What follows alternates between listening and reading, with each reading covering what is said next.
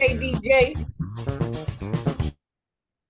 All right, we're gonna get started because it is 7:05, and I know we'll have some folks joining us in a little bit.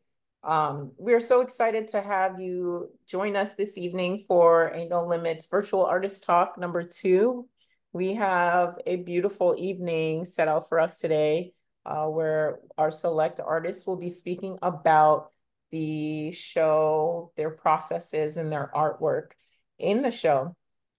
And today we are the talk is being moderated by Shariel Greer, who is 1/3 of the rubber bands. I am second thirds of rubber bands. My name is Taina Dareville, and I'll be on the back end. I'll be looking at the chat and also doing the presentation today.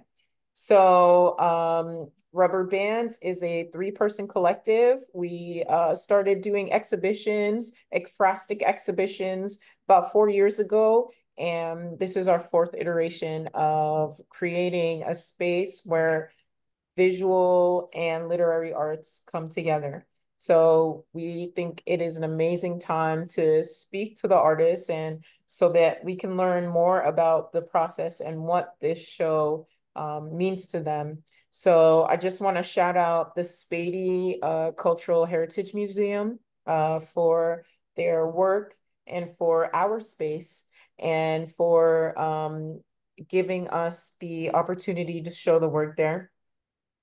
And I also want to thank you artists for coming and being here today, and to thank everyone for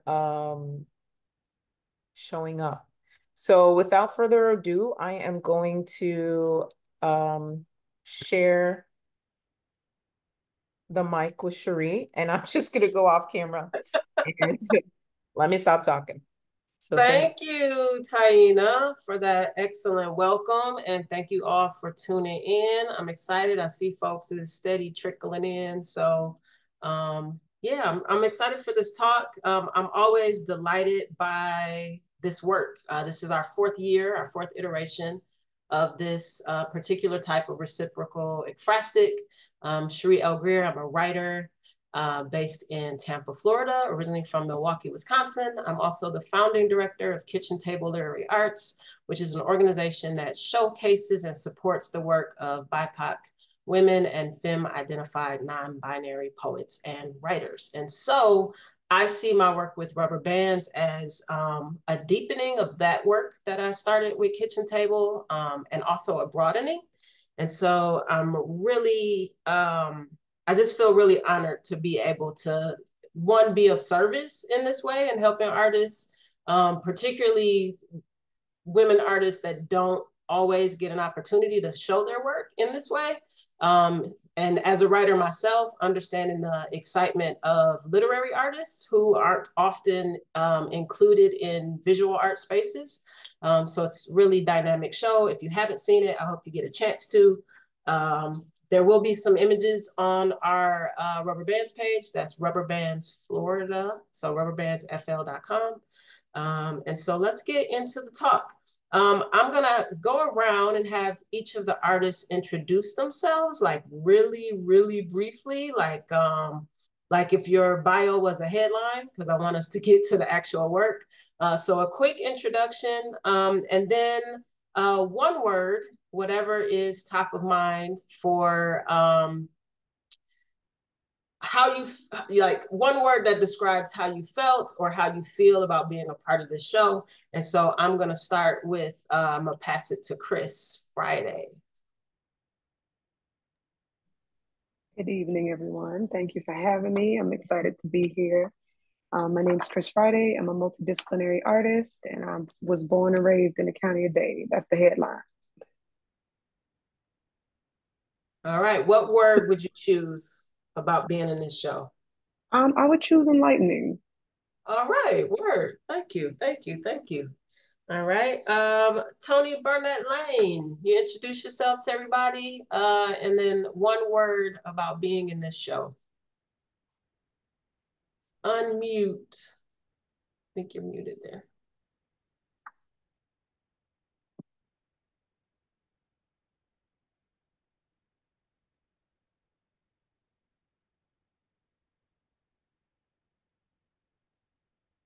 You on mute, Tony? Yeah, I'm There you go. unmuted. Okay. And the phone is ringing. Nobody calls me. Nobody ever calls me. And now people are calling and they be spam. God, interrupt you. Oh, but anyway, I'm so sorry. My name is Tony Lane. I'm from and raised in Washington D.C. Born and raised in Washington D.C. What else? One word about Oh, finish up. my Yeah. one word is honest. Honest. Honest. Mm-hmm. Okay, excellent. Thank you. I Yeah. love that. Gloria, you're up next. Hi, I'm Gloria Munoz. I live in St. Petersburg, Florida. This has been really fun. It's been a whole different way of collaborating, which I'm really thankful to have been a part of. And my word is surprise. All right. I'm loving these. I'm loving these. And last but most certainly not least, Tracy Ann Simmons. Hi, good evening. So my name is Tracy Ann Simmons. I'm from Queens originally with Caribbean heritage, Jamaican mixed with all other islands. So I think my culture comes through my art, and I'm primarily a photographer. And Gloria, same thing. My word is surprising for sure. Okay, excellent. So we're gonna let the guests in on the surprise as well, and talk a little bit about your work. And so what we'll be doing is going through each artist. You will see on the screen their contribution to the show. And for the artists, I'd like you to just talk a little bit about the piece, whether that be the impetus for the piece, the inspiration for the piece, whatever you're thinking. And just share a little bit about how you came to both your initial piece, and then we also have a slide where we'll be talking about your response. All right. And our first artist up to talk about their work is Chris Friday.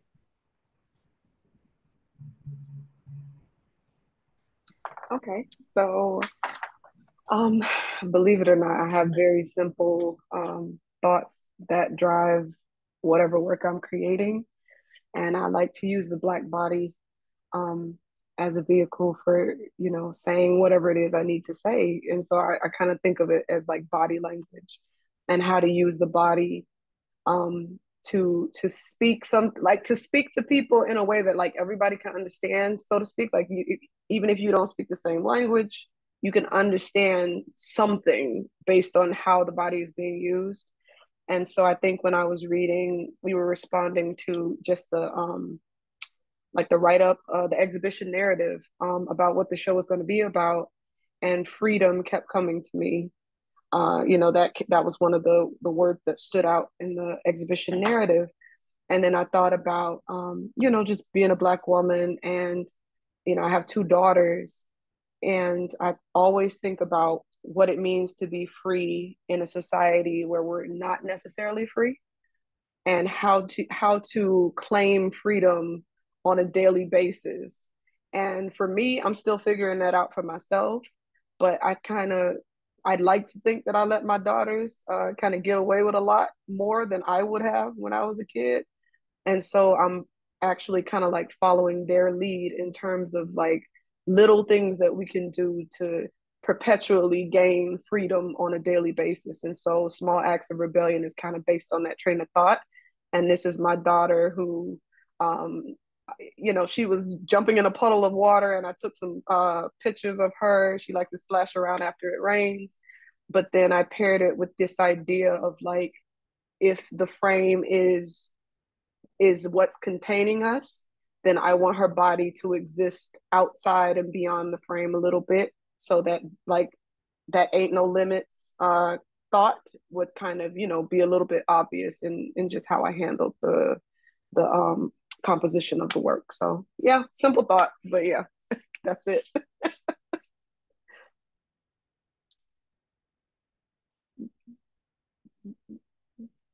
Okay. And then so for Cradle, I was directly responding to the poem itself. And this was talking about the body. And for me, the circle, the symbol, again, these are very simple thoughts that lead to the creation of the work. The circle shows up in my work a lot as a symbol of what's sacred. And so when you're talking about the body and I'm the cradle of humanity, that's a woman. We're talking about a woman.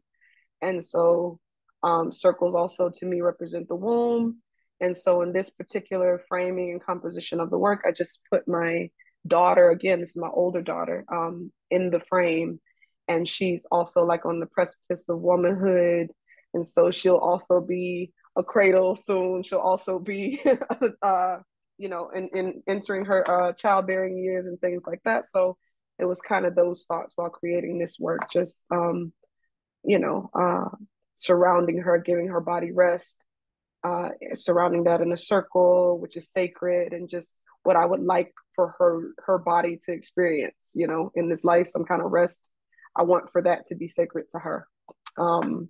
Freedom, leisure, those kind of things. So again, very simple thoughts driving the creation of the work. And I hope I made sense when I'm expressing that. Yeah. Well, it's interesting, you said the word simple several times, but it's like that simplicity is part of what Lucille Clifton is talking about in that poem, just to exist, to be, and to be able to have as much as that of that existence as one wants, right? As one desires. And Lucille Clifton, who was the poet whose work inspired the subject of the show, Ain't No Limits, was very, very adamant about making sure people knew she was a poet, an artist, a mother. And so pulling that into your work is really beautiful. So thank you for that, Chris. I appreciate it. All right. Next up, we have Toni Bernadette Lane. Tell us a little bit about your work.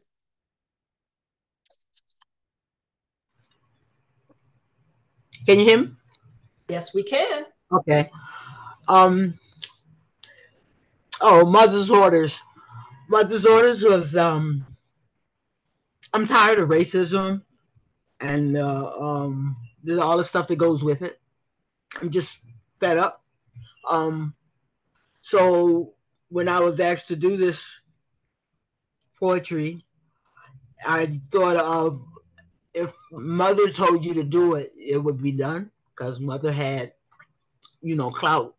So Mother wants to get rid of everything that goes with the hate and the negativisms. And with the poem does. Do you want me to read the poem, or you can read it? You can go ahead and read it if you like. Okay. Sure. This is Sister Water. Drown the burning crosses and all that goes with. Sister Fire. Burn hate and all negativism to ashes. Sister Wind. Blow these ashes into oblivion. Mother's Orders.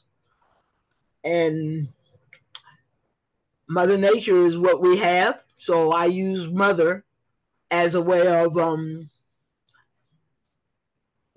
Mother says it should be done. And these things, these negative things that we have going on in our life, and even worse now than it was before, to me, needs to be dealt with or talked about or be paid attention to. Because if you don't, history can repeat itself, and we don't want that. Yeah. And we have some people that's bent on making it that way. So right now, when we have elections coming up and everything, we got to think about what these people are wanting for. What are they? What do they want? Yeah. Yeah. I love that. I love that. And then I'm thinking of, y'all know that stern look you get after your mama done said it one too many times. Mm-hmm. Like, I'm not gonna say it again.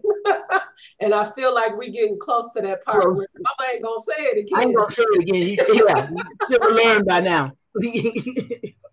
All right. Yeah. So let's talk a little bit about your next piece, which was in response to work by Charlize Montrose. Okay, Charlize Montrose gave me a run for my money in trying to figure out what to do and what the image is saying to me. So my first try didn't go off well. And so when I talked about my word being honest, I had to be honest with myself and write about what really do you see or what really do you think. And actually, I thought of the green color. And to me, green is usually a sign of sickness. Um, not, I mean, not in everybody's book. That's just me. It's not in Google or anything. I don't think so. But so I dealt with another issue that is very important and needs to be really taken a good look at. It's mental illness. And so what I did was the Green Door was a place for the mental ill, and which I was a part of and still am. So my poem was about what I see while I wait for my doctor. And when you have to face things yourself, it's not like I'm talking about other people.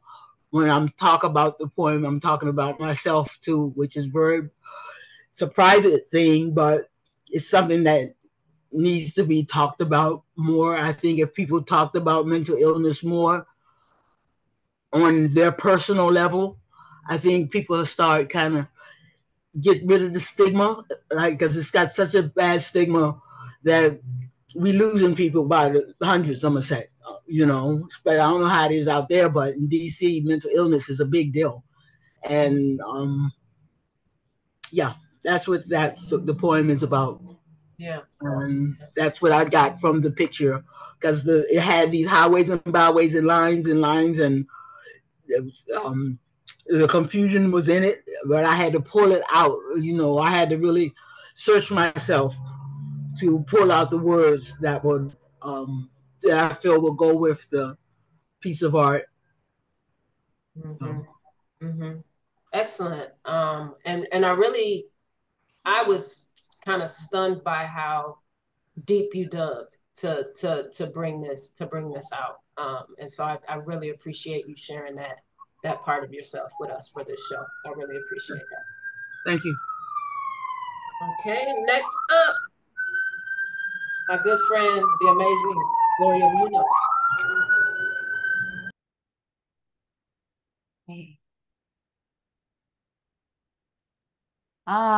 This poem. I live in Florida, as a few people do here, and there's been a lot of coming for women's bodies and bodily autonomy as of late. And when we were talking, I think our initial meeting and like thinking of like limitlessness and boundaries and these sort of constant constraints that are put on personal decisions that are put on our health as women and like the lack of maternal health that we have in this country as a whole, and then especially in the state. That's what inspired this poem, and it's just inspired by seeing it was initially inspired by seeing at Publix a magazine, and on the magazine there was it was a women's body, like it was a fitness magazine, and it was covered by like a plastic, like a gray plastic.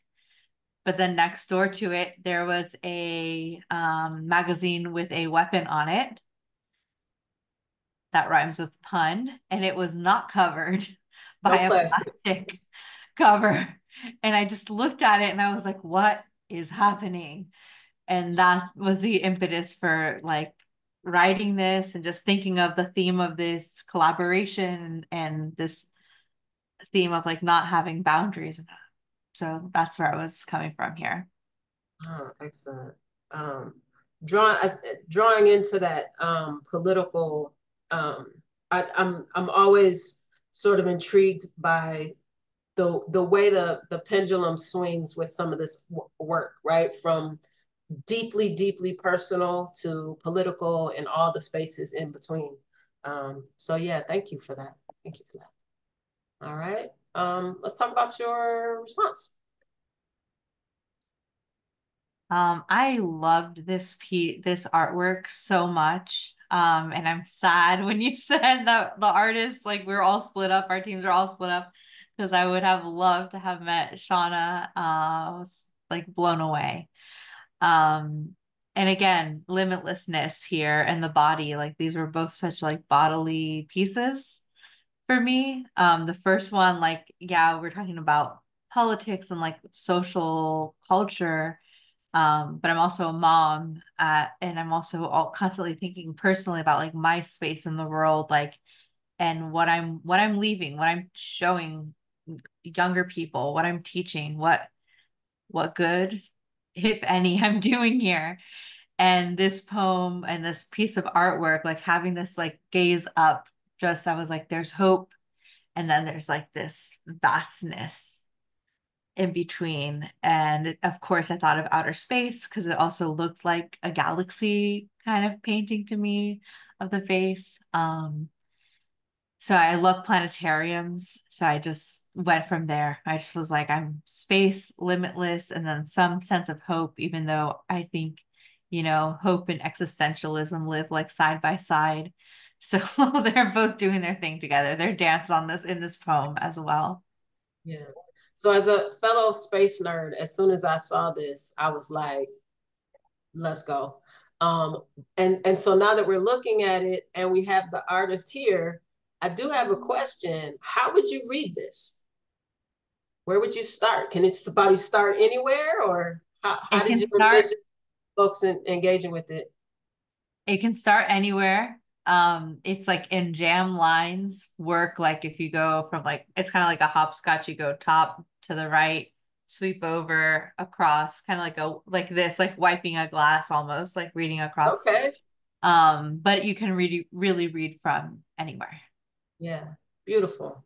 Beautiful. I was calling it the constellation piece before It's as we were in referencing it during the install. I'm Yeah, glad it's meant to look like that. So I'm really glad yeah. that came across. Beautiful, beautiful work, Gloria. Thank you. And Tracy Ann. Hi. Hold on, let me see. Okay, so I always like to look around me and think about what can be the backdrop of an art piece.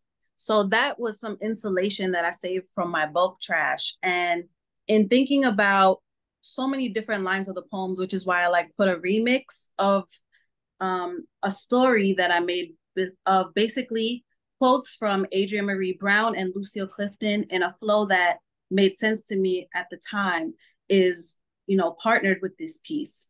And basically, I was taking a lot of different ideas. Like, one is like, she said, maybe I should have had braids at one point. Sometimes you really just want braids. And thinking about sustainability, that's a whole bunch of weave that I have worn over the years that I used to make a 20-foot weave. So I think that my culture comes in terms of the colors that I choose. And I'm always like using the piece that I find as the inspiration for the palette. But there's always words in my pieces. And this is the first time that I used quotes from, somebody else other than proverbs from my ancestry to create a story. So that's what is basically in the piece. And it was originally done opposite, like a volcano from that album cover. But I spoke to Kaula about it because it was easy to consult. That's one thing that I really enjoyed about working with rubber bands. I felt like it was easy to consult with Kaula, who's my friend, but also when I needed some visual advice because, you could be stuck in a process like this, which is why it's surprising, right? Like you don't know what you're going to make at all. And so the idea of eruption came because it's like, you can't limit a volcanic eruption. It is limitless in, its essence. So all those things came together with this piece. I called it Erupt. Can you talk to us a little bit about, because like even the material, and Yes. it's listed in the detail, predatory lending shrink. Yes. Can you tell us a So, little bit about that choice? yes. So basically, I've been a photographer for 20 years, right? It's like my trade. And in doing this new style of work, I wanted to figure out something that became intrinsically me, like my go-to thing. And during the pandemic, all right, let me give an example. I'm paying off an Amex. I'm paying off a Discover card. Why are you still sending me what I am pre-approved to get more debt? Like, I really hate it. It's a pet peeve. So I shred them separately and I use it to make art out of oops paint as well. So I go to Home Depot, and check out the oops paint section. Y'all know what that is, right? Y'all know the oops paint is $9 for $27 paint. It's really great. And mixed with blue. And yeah, I like colors. That's, to me, it's like I see everything in color more vivid than it actually is. Like, you know what I mean? So my color palette reflects a part of who I am too. Yeah. Thank you for sharing that about the predatory lending shreds, because I'm making a connection even now as we're talking. And I didn't make this connection at installation or in seeing the show. Okay.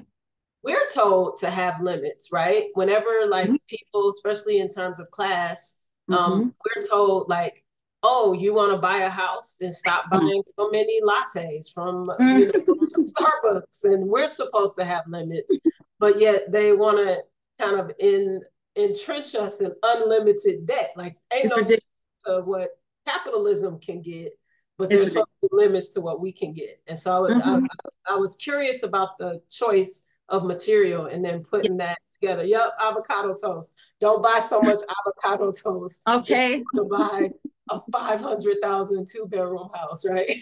So, it's crazy. I mean, but yeah, we do have limits, right? It's just natural. It's like a part of the agreement to be in this body. We're gonna have limits. You know what I mean?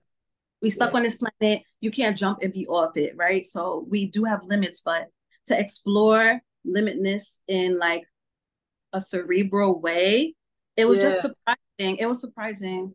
Yeah. So tell us a little bit about your response piece. Okay. So the title is kind of like a joke because all my life I've been a dreamer and my mom dreams like 1% of what I dream. So, I'm a child and I'm dreaming about things that are beyond me, beyond my age, that now she has to explain to me because I'm, a bit clairvoyant. And so there's a joke we have. She says, stop the damn dreaming and go to your bed. So that's the title of it. And the basis is I was responding to Nudi's question of like, where do our wishes and prayers go?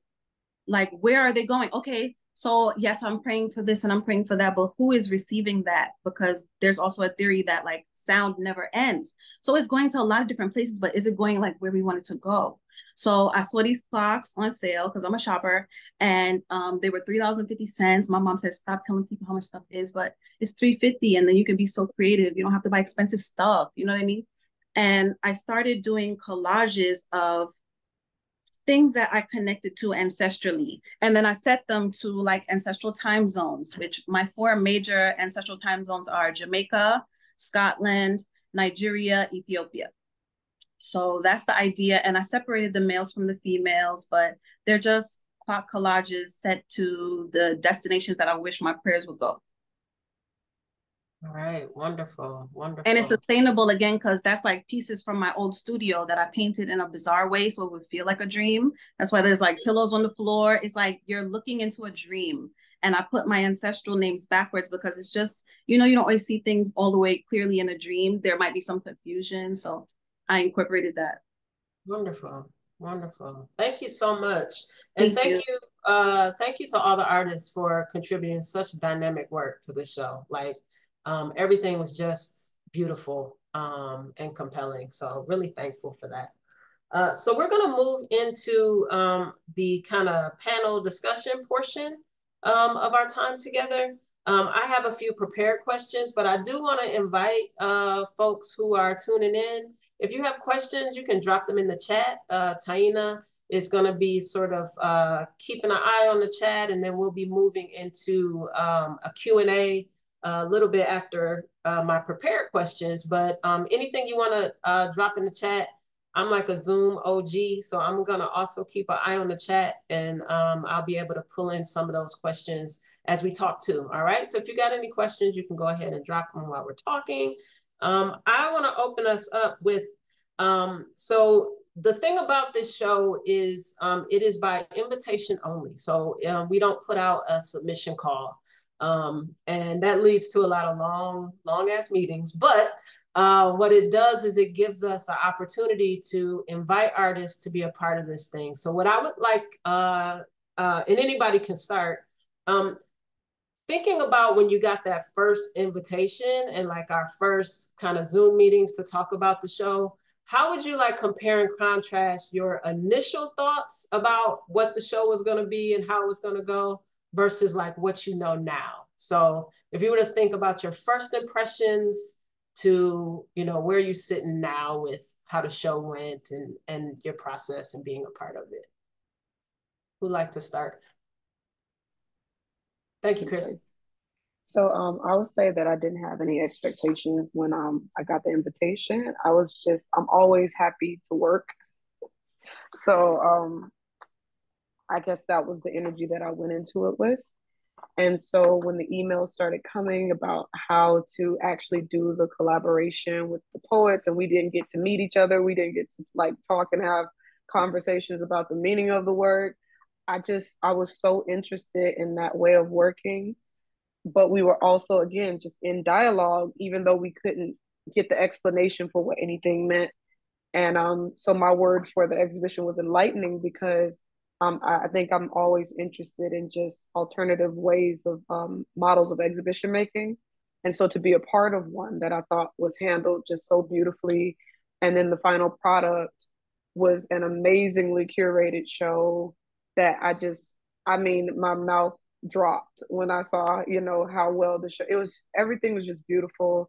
And so I didn't start off with expectations, but like, this has set the bar pretty high for things I want to do moving forward. Oh, wonderful. Thank you for that. Thank yeah. you. Who else? Initial ideas or anxieties about how we were going to get going and then how you feeling now? Tracy Ann? Yeah, definitely anxiety because you really don't know what you're going to make until you make it. You know, so it's like, all right, could it be this, but could it be that? Like, I'm letting this purple, weird mauve insulation dictate my palette, like with Oops Paint. I'm like, I need brown, I need blue. I'm trying to figure out, you know, it's like, it's energizing. It's energizing. That's why I'm like, it was so surprising. And what I thought I was going to make, I didn't make nothing close to that. Nope, nothing close to that. I had no expectations because I'm what you would call maybe, you know, a non-traditional artist, right? I've been making my little art, but photography has always been bread and butter. Oh, it ain't So little. It's like serious art. Tracy. I really thought that my work was gonna be something completely different. I promise. I'm so happy I did this. Yeah, we ain't gonna little friend, little business your art. We ain't doing that. I'm telling you, in the past, it was not as focused. You know what I mean? Like, that's you. why I thought, because I'm working on a body of work called Tsunami, because in the first 2 years of pandemic, it was like anxiety, dreams, and, you know, you get to study all the different aspects of what it means to dream tsunami. So it's a series I've been working on. And then this came in the middle of it. So, you know, you just don't know what you're going to make. Absolutely. So I loved it. Yeah. Tony or Gloria, your first impressions going into the show versus how you feeling now?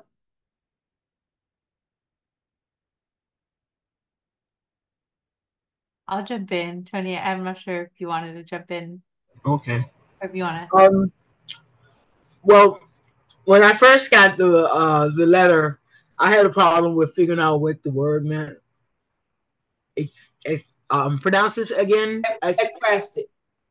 Yeah. So I went through a whole learning experience, and so I really didn't know what it was going to be about. I was more thinking about what I'm gonna do. You know, I wasn't really concerned about what, you know, you guys were going to do. It was like, oh my God, they're inviting me to do something.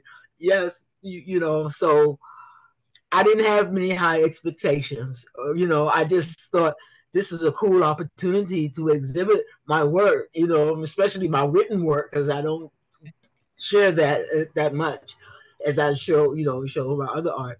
But yeah, it was surprisingly wonderful. It turned out really good. And I happen to have a friend that lives in Florida who saw the show, And how likely is that?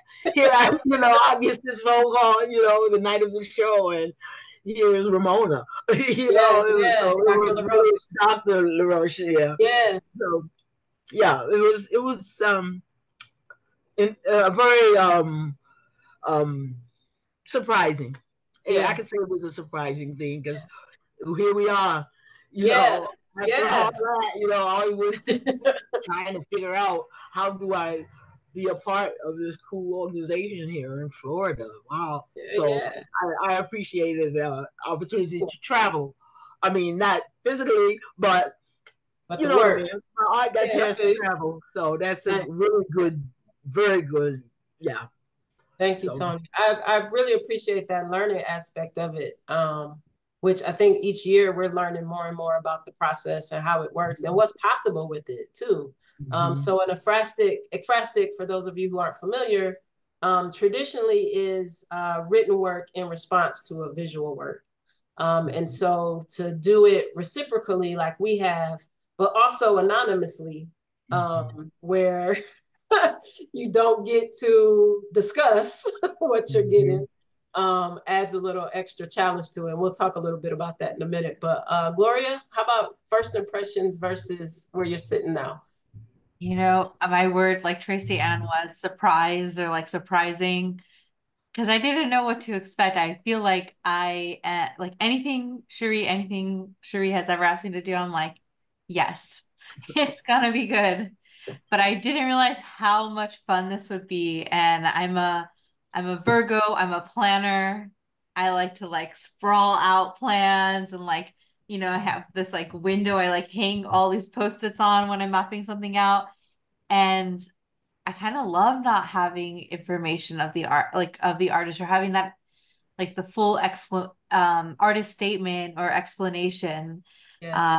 Just following your intuition, feeling it out, sitting with the piece. I feel like I like had to really look and like really focus and spend time with the piece as opposed to just having all the answers already. So I was surprised. I really enjoyed it. I think this is a cool, very unique way of collaborating. Mm-hmm. Thank you, Gloria. We always end up with a Virgo shout out. I'm sorry to the other zodiacs, but it's always a Virgo shout out. That should tell you something. I'm gonna just leave that there. You a Virgo too, Chris? I'm just gonna leave that there. I'm just gonna leave it there.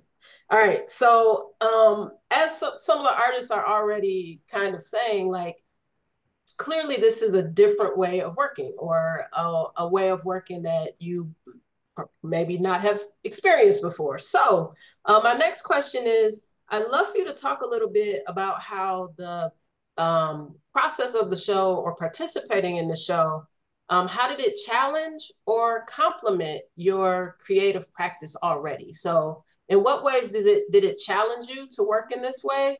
And then in what ways did you kind of like lean on what you know to do and what you do best, if at all? Let's start with Tracy Ann.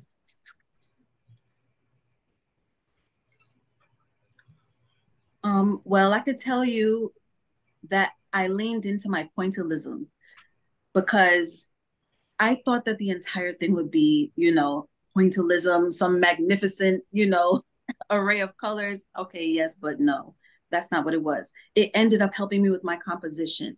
So I leaned into it with that, but I really thought my response would also be a technique that I was practicing, like pointillism. And then it ended up being collage and like installation in a way that I had never done before.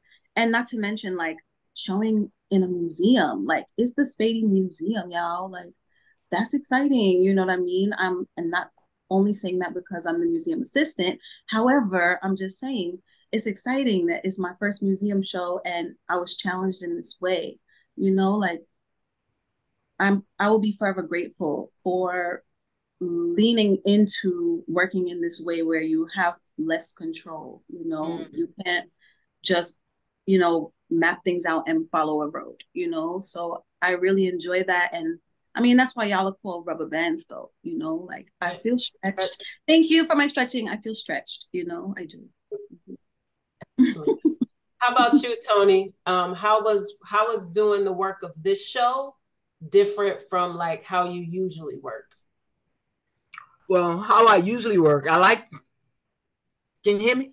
Right. Yes. Okay. I thought that was me. Um, I do more visual art than literary art at this time. I do have a book that's published and everything. I like to write, so this gave me an opportunity to reach into my box of things that I do know a little bit about and to use them.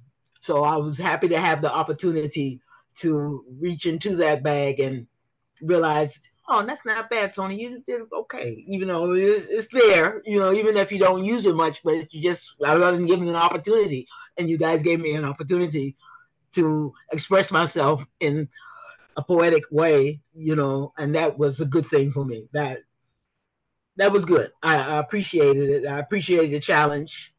I love the challenge, as a matter of fact. I more than Yeah. appreciate it because it made you. I like things that challenge you, Yeah. and this experience definitely did challenge me. Like with the poem, do I be honest with myself here, Yeah. or and honesty is what I went for. So Yeah. yeah. That's excellent. Kind of pushing yourself, but it's I put in the chat, it was almost like a reminder for you that you Yeah. that you're an artist through and through and you've got this talent, and then also that challenge about how deep are you going to go and how vulnerable are you going to be on the page. So Right. I appreciate that. Thank you. Yeah. Gloria, Thank you.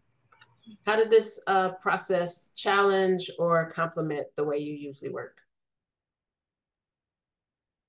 Oh, I like it felt like play in a really fun way.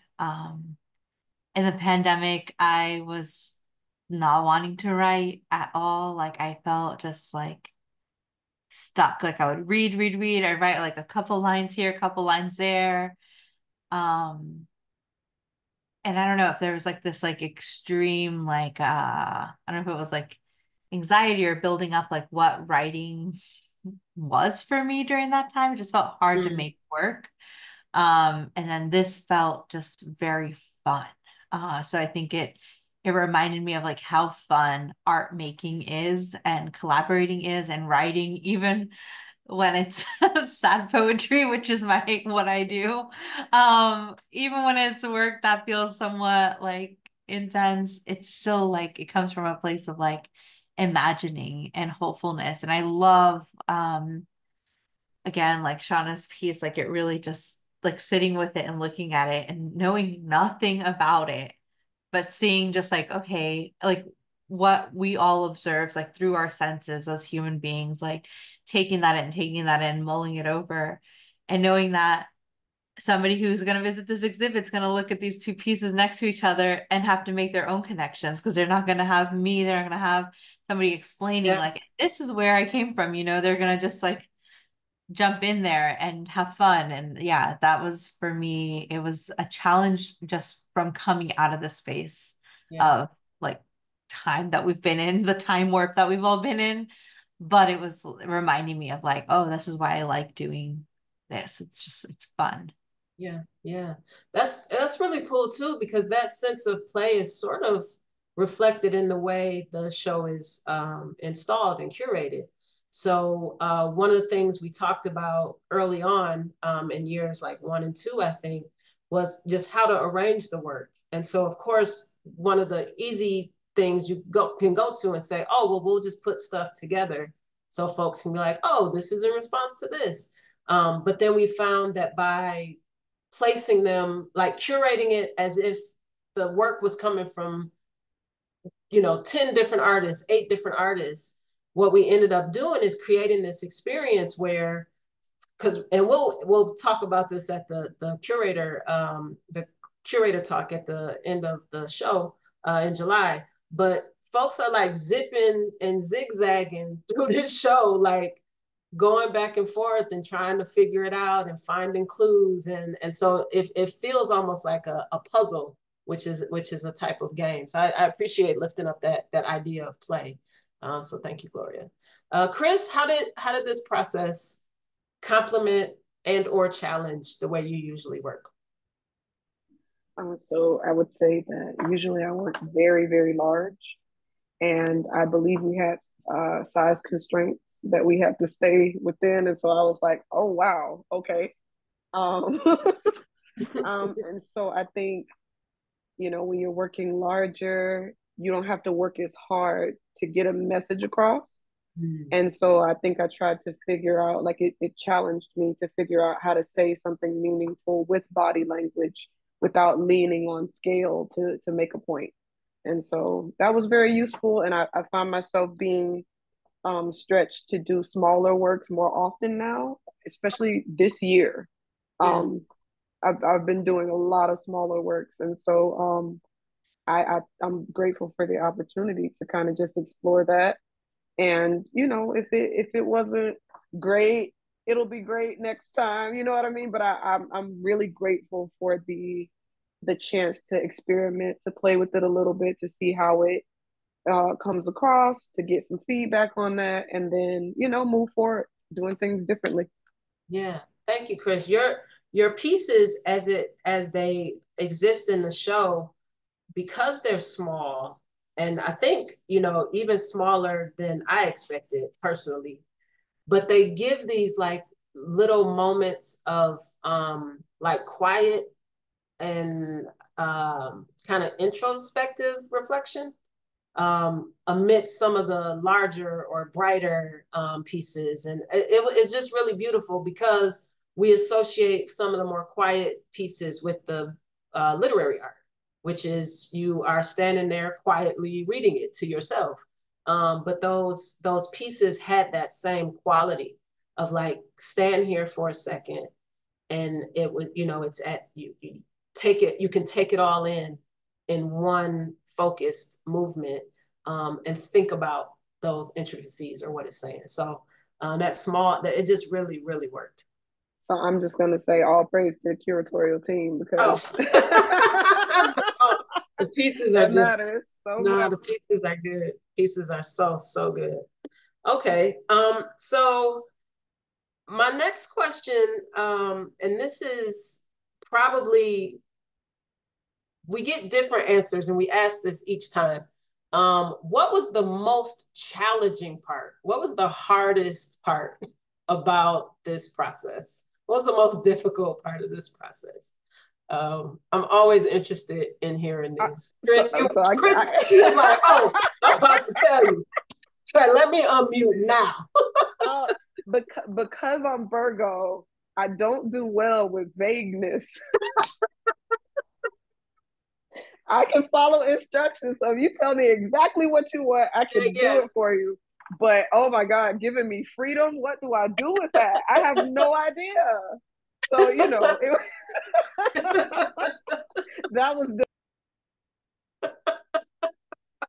So that was the most difficult part, is that having that latitude as an artist, having no limits, so to speak, right?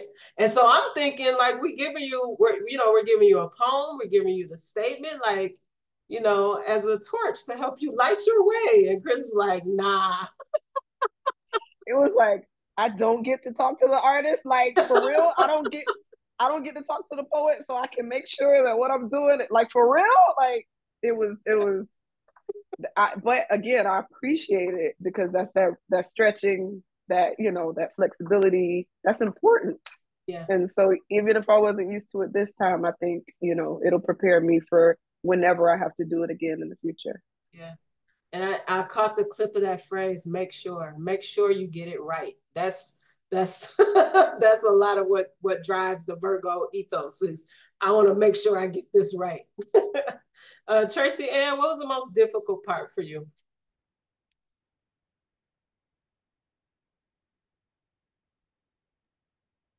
Understanding how I was going to install something that I didn't know what was going to look like. Like, I don't know how this is going to come out. I'm trying to explain it, and I'd never done anything like it before. So it's like I'm trying to lay it out on the floor because my walls are covered in paintings. It's too much. It's like figuring out how, because you're going through like a real process of who, what, where, when, how, like it's one step at a time. So I think for me, it was like, okay, after I made these things that I never thought I would make, the how is this going to come across? How is this going to show and tell the message that I wanted to tell, you know? So I think that was a nice stretch too, like just figuring out how foam that you found in the trash is going to hang on the wall, you know? Like I enjoy those challenges. All right, excellent. Gloria, how about you? What was the most challenging part of the show? I mean, everything Chris said really resonated with me. So like just the like I think the space between like the airwaves. I know we're used to Zoom because this is the world we live in now, but just the like waiting for the email, waiting for this like just like not knowing. But again, it's like the challenge of that is you could be frustrated or you could have fun, and like I think this whole experience like really taught that. um yeah, and I of course there's a part of me that like wants to like just like all have dinner together and like talk and like meet the artist and like be in real life. Like I think that part is tricky, but yeah, otherwise it's good. Yeah, thank you. And Tony, what was the hardest part of this of participating? The most challenging part for you?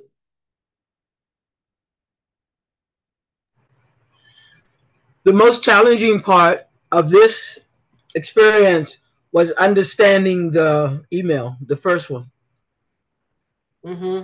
reading it and trying to, not to say it was a lot of big words, but it was like, what does she mean with this? What is it? What? So I had to go to Google and everything and do a whole research on different words that were used in the letter that was sent at first. And I was asking people to explain it to me. Especially this is the first time a lot of people have heard that word, Mm-hmm. and now a lot of people know what it means now. So Yeah, yeah, it was a yeah. good teaching tool. It was a good teaching tool for me, and a good teaching tool for people that I shared it with. So that was my difficulty was understanding the process. I Yeah, had to read it a few times, to really grasp, and then yeah. help the Zoom that we had earlier help. So yeah, that was the hardest part because the talent is within. It was the to tell me, what to do was what I Yeah, was trying to figure out in the letter, yeah, and yeah, I finally got it. I'm slow, yeah. but No, you all good. You all good. It's funny. It's funny you introduce that idea, Tony, because we go through so many iterations of like trying to describe the show. Um, Mhm. and so this was the first year that we actually did the kind of welcome Zoom meeting to try to like, let's answer questions, let's talk Mhm. this through. Because in the past, we did realize it was a lot of back and forth. Like, okay, I'm gonna do what now? And the first piece Mhm. is done when, and then I'm gonna do wait, and then you're gonna send me what, and then Yes. so it's a lot, and Yeah. it's a pretty involved process Mhm. in terms of even the administration of it.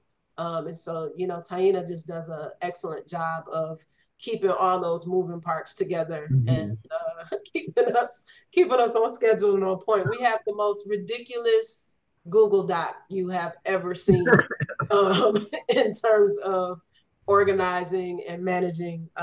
managing how this show goes. Um, all right. So my next question. This is about you personally as an artist, as a I guess a result of coming through this process. What did you learn about yourself or affirm about yourself as an artist, like in going through this process? Let's start with you, Tony, since you already unmuted. What did you learn about Okay. yourself as an artist and being a part of this show? That I can create at the spur of the moment. I can put stuff in my head and create from it. With like when I first got the letter, I did a drawing first, and I just did that, boom, real, quick. Let me get whatever was in my head. Let me get it out, and then it was like once I got that out, everything kind of start fitting into place, you know. But the creativity, yeah, that was the I forgot the question. Yeah, what you learned about yourself as Yeah, a that's it. I learned that I can do it. yeah. Because, like I said, it was like it was you guys were asking for a lot, not to say you know, Yeah. and it was like, can I do this? You know, so you have to question yourself because I don't want to waste nobody's time, or so I want to know that I can do it. And the more I kind of got into it, and that letter, I still keep the letter because I still read it because I understand it's so good now, you know. Yeah. But it was a very good learning process. Yeah. Yeah. And even though we don't get to meet the artist, it made me wonder too about whose picture is this and what is it. You know, I want to know. I want to talk to this person. I want to talk about her art process. You know, so that yeah. Yeah. Thank you for that, Tony. It calls to mind one of the answers from the previous questions when you said it was kind of a reminder that you are a writer and a poet, especially being in your visual art space right now. Yeah. But so that's really cool to say that this show is kind of a reminder that you got the juice. You Because got it. Yeah. you get these parameters and then you get these deadlines, right? Mm-hmm. And once you've agreed, you got to You gotta do it. produce. You You got gotta to do turn it it. on. Yeah, Yeah. yeah. Thank you, Tony. Chris, how about you? Did you learn anything about yourself as an artist or affirm anything? I think it's kind of like what I was saying in the very beginning about like notions of freedom. And you just mentioned like the parameters, and I was kind of still, even though they were there, they weren't strict enough for me because I'm used to operating within very, very strict boundaries. And so I'm still negotiating for myself what freedom looks like, freedom in my practice, freedom in my life, freedom in this country where we're supposed to be free, but that's again not necessarily the case. Um, Mm-hmm. but knowing that we have the ability to act with freedom within set parameters, like I think that's something I can apply to my practice moving forward. So I'm learning more about what it means to be free as an artist within my practice. Yeah, wonderful. Thank you, Chris. Mm-hmm. Gloria?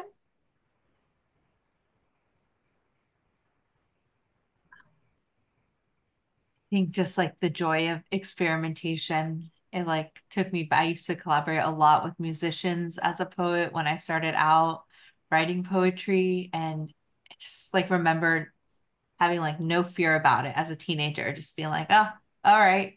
whatever. Yeah, you need me to improvise? Okay. You know, anything could happen. And I feel like as you get older, you lose some of that. Yeah. So coming back to that and just being like, you know, like Tony said, like, yeah, we could do this. Like, it's fun and we're able to make art. Forget the phrase you use, but like, you know, like it with a quick impromptu, just like in the moment, like what the timeline was for, you know, for writing. And like, I can't Mm-hmm. even imagine for some of the visual art, like that's a short time. I mean, not super short, but shortish, you know, for two works. Yeah. But saying like I can, and I think there's something to that timeline. Like I think there's like a beauty in that constraint as someone who loves a good parameter. I think that time was one of those that let us like have a bit of a container. Yeah. Yeah. And then, and thinking too how it might, especially if you're working on something that like hasn't been announced yet or hasn't been, if you haven't Mm-hmm. signed a contract for it or whatever, it can go on for as long as you want to luxuriate in that process. But that deadline kind of pushes you to say, okay, I got to turn this on. Um, and the show requires original work too. So you're coming up with something brand new within this time frame. Mm-hmm. And so it is like even as Chris was saying, this kind of freedom, but like within freedom within the space, which is Mm-hmm. I think what we're all trying to get to as best we can.